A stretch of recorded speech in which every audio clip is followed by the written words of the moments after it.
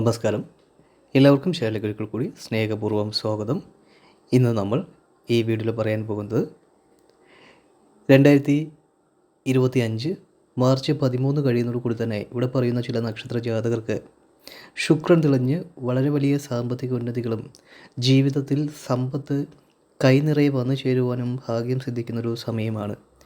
ആ ഭാഗ്യ നക്ഷത്ര ജാതകരെക്കുറിച്ചാണ് നമ്മൾ ഈ ഒരു വീഡിയോയിലൂടെ പൂർണ്ണമായും പറയാൻ പോകുന്നത്. ഈ നക്ഷത്ര ജാതകർ നിങ്ങളുടെ കുടുംബത്തുണ്ടെന്നുണ്ടെങ്കിൽ ഉറപ്പായും ആ കുടുംബത്തിൽ വളരെയധികം ധനാഭിവൃദ്ധിയും ധനായുഷ്യങ്ങളും ജീവിതത്തിൽ കൈവരിക്കുവാനുമുള്ള ഭാഗ്യയോഗങ്ങളാണുള്ളത്. നിങ്ങൾ പോലും പ്രതീക്ഷിക്കാത്ത രീതിയിലേക്കുള്ള സാമ്പത്തിക ഉന്നതികൾ ഈ നക്ഷത്ര ജാതകർ നേടിയെടുക്കുന്നതായിരിക്കും.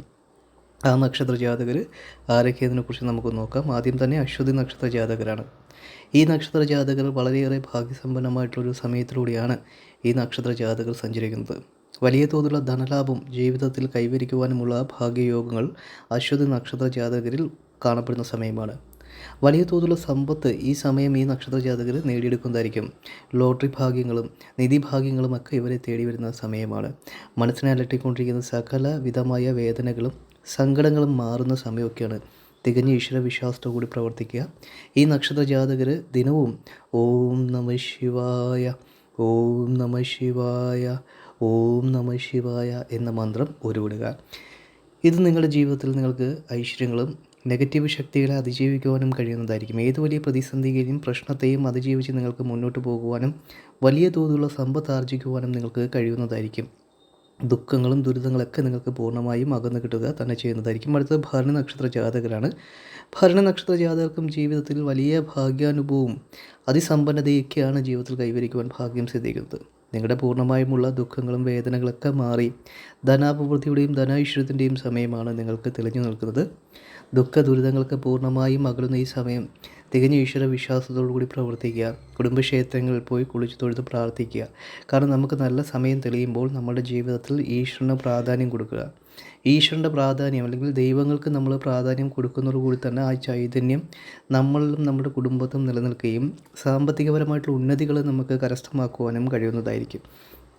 പല കുടുംബങ്ങളിലും ഇപ്പോൾ അനുഭവിക്കുന്ന പ്രശ്നങ്ങൾക്കും പ്രതിസന്ധിക്കും പ്രധാന കാരണം വിശ്വാസക്കുറവിൻ്റെ വളരെയധികം പ്രാധാന്യമുണ്ട്. പല കുടുംബങ്ങളിലും വിളക്ക് തെളിയിക്കുന്നത് ഇപ്പോൾ വിരളമായിട്ട് വന്നിട്ടുണ്ട്.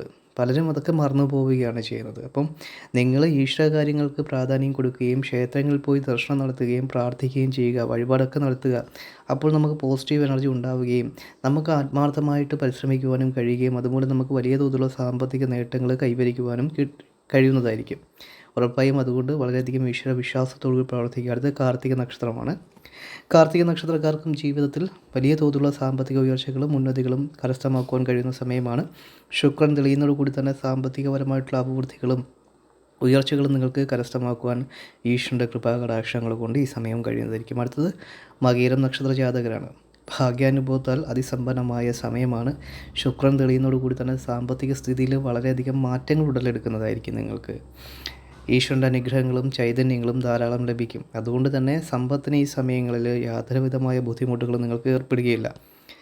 അടുത്തത് പുണർദം നക്ഷത്രമാണ്. പുണർദം നക്ഷത്ര ജാതകരും വളരെയേറെ ഭാഗ്യസമ്പന്നമായ സമയത്തിലൂടെയാണ് സഞ്ചരിക്കുന്നത്. നിങ്ങളുടെ ദുഃഖങ്ങളും ദുരിതങ്ങളും പൂർണ്ണമായും അകലുക തന്നെ ചെയ്യുന്ന സമയമാണ്.